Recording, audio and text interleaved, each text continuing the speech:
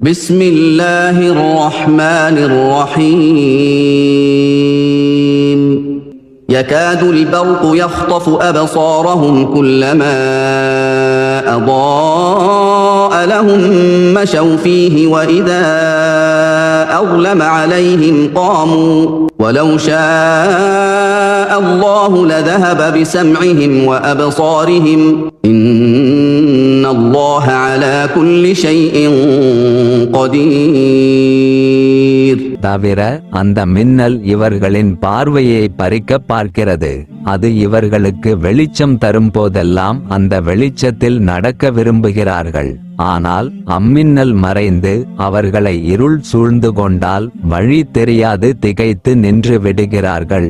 இன்னும் அல்லாஹ் விரும்பினால் இவர்களுடைய கேள்வி புலனையும் பார்வையையும் போக்கிவிடுவான். நிச்சயமாக அல்லாஹ் அனைத்தின் மீதும் எவ்விதமும் செய்ய பேராற்றலுடையவன் ஆவான்.